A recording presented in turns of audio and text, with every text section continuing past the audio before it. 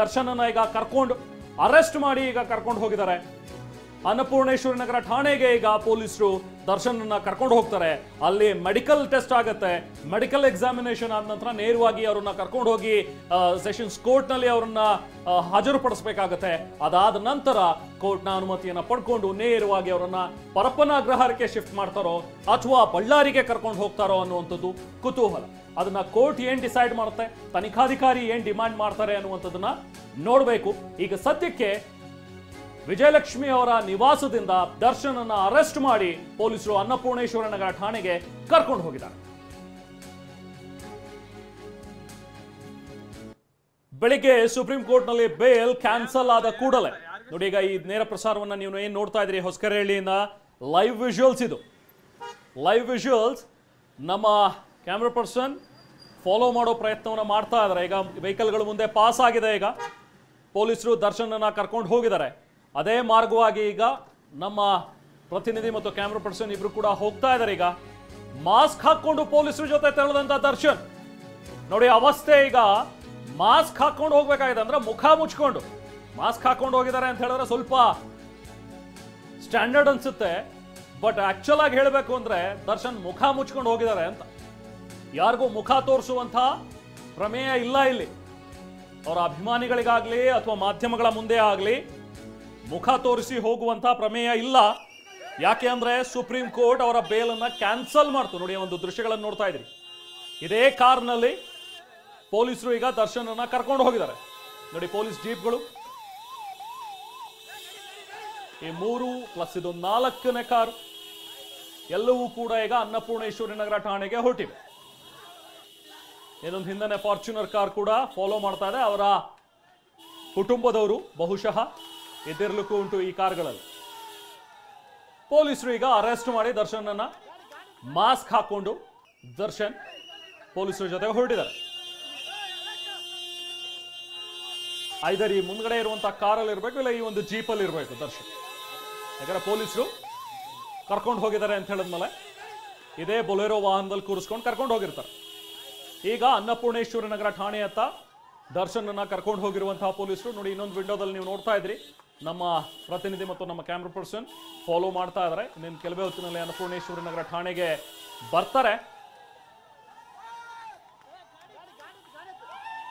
So ಇಷ್ಟು ದಿನ ಸುಮಾರು 9 ತಿಂಗಳು 15 ದಿನ, ಅಕ್ಟೋಬರ್ 30ನೇ ತಾರೀಕು I guess last year bail ಪಡೆದು ಹೊರಗಡೆ ಬಂದಂತಹ ದರ್ಶನ್ ಅಲ್ಲಿಂದ ಈ 9 ತಿಂಗಳು 15 ದಿನಗಳವರೆಗೂ ಕೂಡ ಆರಾಮವಾಗಿ ಓಡಾಡ್ಕೊಂಡಿದ್ದಂತಹ ದರ್ಶನ್ ಕೆಲವು ದಿನಗಳ ಮಾತ್ರ ಆಸ್ಪತ್ರೆಯಲ್ಲಿ ಚಿಕಿತ್ಸೆ ನೆಪದಲ್ಲಿ ಕಾಲ ಕಳೆದಿದ್ದು ಬಿಟ್ರೆ, ಯಾಕೆಂದ್ರೆ ಕಾಲ ಕಳೆದಿದ್ದು ಅಂತ ಯಾಕೆ ಹೇಳ್ತೀವಿ ಅಂತ ಹೇಳಿದ್ರೆ, ಅವರು ಹೊರಗಡೆ ಬಂದಿದ್ದೇನೆ ಬೇಲ್ ಕೊಡ್ಲೇಬೇಕು, ಬೇಲ್ ಕೊಡ್ಲಿಲ್ಲ ಅಂತ ಹೇಳಿದ್ರೆ ಪ್ಯಾರಲಿಸಿಸ್ ಆಗ್ಬಿಡುತ್ತೆ, ಮುಂದೆ ದರ್ಶನ್ಗಾಗುವಂತಹ ತೊಂದರೆಗಳಿಗೆ ನೀವೇ ಜವಾಬ್ದಾರರಾಗ್ಬಿಡ್ತೀರಿ ಅಂತೆಲ್ಲ ಹೇಳಿ ಬೇಲ್ ತಗೊಂಡು ಹೊರಗಡೆ ಬಂದ ನಂತರ ದರ್ಶನ್ ಮಾಡಿದ್ದೇನು, ಸ್ವಲ್ಪ ದಿನಗಳ ಕಾಲ ಆಸ್ಪತ್ರೆಯಲ್ಲಿ ಇದ್ರು ಅಷ್ಟೇ. ಟ್ರೀಟ್ಮೆಂಟ್ ಆಯಿತು, ಫಿಸಿಯೋ ಆಯಿತು, ಆಪರೇಷನ್ ಮಾಡಲೇಬೇಕು ಅಂದರು. ಆಮೇಲೆ ಮತ್ತೆ ಇಲ್ಲ ಸ್ವಲ್ಪ ದಿನ ಕಾದ್ ನೋಡೋಣ ಅಂತ ಹೇಳಿದ್ರು, ಫಿಸಿಯೋನಲ್ಲೇ ಸರಿ ಹೋಗ್ಬೋದು ಅಂದರು. ಏನೇನೋ ಮಾತುಗಳು ಬಂದು ಏನೇನೋ ಡ್ರಾಮಾಗಳಾಯಿತು. ಕೊನೆಗೆ ಎಲ್ಲವೂ ಸರಿ ಹೋಗ್ಬಿಟ್ಟಿದೆ. ಇನ್ನೇನಾದರೂ ಶೂಟಿಂಗಲ್ಲಿ ಭಾಗವಹಿಸ್ಬೋದು ಅಂತೇಳಿ ಶೂಟಿಂಗ್ ಸ್ಕೆಡ್ಯೂಲ್ಗಳನ್ನು ಮಾಡಿಕೊಂಡ್ರು. ಜೈಪುರಕ್ಕೆ ಹೋದ್ರು, ಅಲ್ಲಿಂದ ಥೈಲ್ಯಾಂಡ್ಗೆ ಹೋದ್ರು, ಎಲ್ಲ ಕಡೆ ಶೂಟಿಂಗ್ ಮಾಡ್ಕೊಂಡು ಬಂದರು. ಆ ಟೈಮಲ್ಲಿ ಎಲ್ಲ ಬೆನ್ನೋವು ಕಾಣಿಸ್ದೇ ಇದ್ದಿದ್ದು, ಯಾವಾಗ ಮಾಧ್ಯಮಗಳ ಮುಂದೆ ಬರ್ತಾರೋ ಆ ಟೈಮಲ್ಲಿ ಎಲ್ಲ ಬೆನ್ನ ಹಿಂದೆ ಕೈ ಇಟ್ಕೊಂಡು ಬರುವಂಥದ್ದು ನೋಡಿದ್ವಿ ನಾವು ಕೂಡ. ಸೊ ಇದೆಲ್ಲವನ್ನು ಕೂಡ ಸುಪ್ರೀಂ ಕೋರ್ಟ್ನಲ್ಲಿ ಅಬ್ಸರ್ವೇಷನ್ಗೆ ಬಂದಿದೆ. ಯಾಕಂದ್ರೆ ಸರ್ಕಾರದ ಪರ ವಕೀಲರು ಇದೆಲ್ಲ ಪಾಯಿಂಟ್ಗಳನ್ನು ಅಲ್ಲಿಗೆ ರೈಸ್ ಮಾಡಿದ್ರು. ಇವರು ಮೆಡಿಕಲ್ ಗ್ರೌಂಡ್ನಲ್ಲಿ ಬೇಲ್ ಪಡೆದಿದ್ದು, ಆಮೇಲೆ ಏನು ಆಪರೇಷನ್ ಮಾಡ್ಕೊಳ್ಳೋದಲ್ಲೇ ಓಡಾಡಿದ್ದು, ಜೊತೆಗೆ ಜೈಲಲ್ಲಿದ್ದಾಗ ಐಷಾರಾಮಿಯಾಗಿ ಕಾಲ ಕಳೆದಿದ್ದು, ಇದೆಲ್ಲ ಪಾಯಿಂಟ್ಸನ್ನು ಕೂಡ ಸುಪ್ರೀಂ ಕೋರ್ಟ್ನ ಗಮನಕ್ಕೆ ತಂದಿದ್ರು. ಅದರ ಜೊತೆಗೆ ಹೈಕೋರ್ಟ್ ಕೊಟ್ಟಂತಹ ತೀರ್ಪಿನಲ್ಲಿ ದೋಷ ಇದೆ ಅನ್ನುವಂಥದ್ದನ್ನು ಕೂಡ ಸುಪ್ರೀಂ ಕೋರ್ಟ್ ಮನಗಳ್ತು. ಆ ಮನಗಂಡು ಹೈಕೋರ್ಟ್ ಕೊಟ್ಟಿರುವಂತಹ ತೀರ್ಪು ಸರಿಯಲ್ಲ, ದುರುದ್ದೇಶಪೂರ್ವಕವಾಗಿ ಇದೆ ಇದು ಅನ್ನುವಂಥದ್ದನ್ನು ಅಭಿಪ್ರಾಯಪಟ್ಟು ಸುಪ್ರೀಂ ಕೋರ್ಟ್ ಇವತ್ತು ಬೇಲನ್ನು ಕ್ಯಾನ್ಸಲ್ ಮಾಡಿತು. ಅದು ತುಂಬಾ ತೀಕ್ಷ್ಣವಾದ ಪದಗಳನ್ನು ಬಳಸಿ ಹೈಕೋರ್ಟನ್ನು ಕೂಡ ತರಾಟೆಗೆ ತೆಗೆದುಕೊಂಡಂತಹ ಸುಪ್ರೀಂ ಕೋರ್ಟ್ ಸಿಸ್ಟಮ್ ಬಗ್ಗೆನೂ ಕೂಡ ಇವತ್ತು ಅಭಿಪ್ರಾಯವನ್ನು ವ್ಯಕ್ತಪಡಿಸಿದ್ರು. ನ್ಯಾಯಮೂರ್ತಿಗಳಾಗಿರುವಂತಹ ಪರ್ದಿವಾಲಾ ಅವರು ಹಾಗೆ ಮಹದೇವನ್ ಅವರು ದ್ವಿಸದಸ್ಯ ಪೀಠ ಇವತ್ತು ಖಾರವಾಗಿ ಪ್ರತಿಕ್ರಿಯೆಯನ್ನು ಕೊಟ್ಟಿದ್ರು. ಇಡೀ ಸಿಸ್ಟಮ್ನ ಒಬ್ಬ ವ್ಯಕ್ತಿ ದುರುಪಯೋಗ ಪಡಿಸ್ಕೊಂಡಿದ್ದಾನೆ, ನೀವು ಜೈಲಿನಲ್ಲಿ ಇವರಿಗೆ ರಾಜಾತಿಥ್ಯ ಕೊಟ್ಟಿದ್ದೀರಾ ಅನ್ನುವಂಥದ್ದಾದ್ರೆ ಆ ಫೋಟೋಗಳೆಲ್ಲವೂ ಹೊರಗಡೆ ಬಂದಿದೆ. ಏನ್ ಮಾಡಿದ್ರಿ ಹಾಗಾದ್ರೆ ಜೈಲರನ್ನ? ಯಾಕೆ ಕ್ರಮ ತಗೊಳ್ಳಿಲ್ಲ ಅವ್ರ ಮೇಲೆ ಅನ್ನೋದನ್ನ ಕೂಡ ಪ್ರಶ್ನೆ ಮಾಡಿದ್ರು.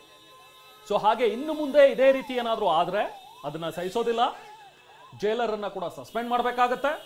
ಹಾಗೆ ಇಡೀ ಗೃಹ ಇಲಾಖೆ ಕೂಡ ಸುಪ್ರೀಂ ಕೋರ್ಟ್ನಲ್ಲಿ ಬಂದು ನಿಲ್ಲಬೇಕು ಅಂಥ ಪರಿಸ್ಥಿತಿ ಎದುರಾಗುತ್ತೆ. ಹುಷಾರಾಗಿರಿ ಅನ್ನುವಂಥದ್ರ ಬಗ್ಗೆನೂ ಕೂಡ ಸುಪ್ರೀಂ ಕೋರ್ಟ್ ಇವತ್ತು ಖಡಕ್ ಆಗಿ ಚಾಟಿ ಬೀಸಿತ್ತು. ಬಹುಶಃ ಈ ತರದ ಜಡ್ಜ್ಮೆಂಟ್ ಬಂದ ನಂತರ ದರ್ಶನ್ ಪರ ವಕಾಲತ್ ವಹಿಸ್ತಾ ಇದ್ದಂಥ ವಕೀಲರು ಕೂಡ ತಬ್ಬಿಬ್ಬಾಗ್ಬಿಟ್ಟಿರ್ತಾರೆ.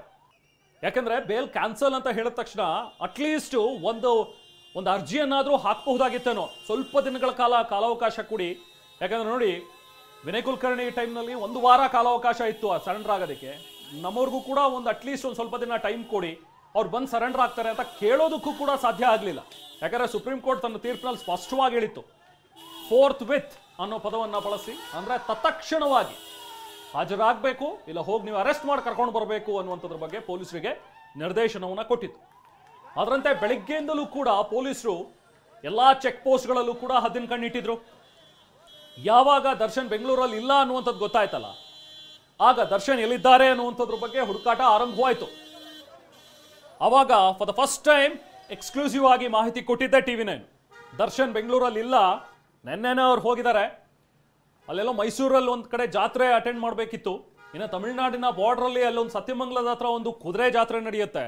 ನೋಡಿ, ಒಬ್ಬ ವ್ಯಕ್ತಿ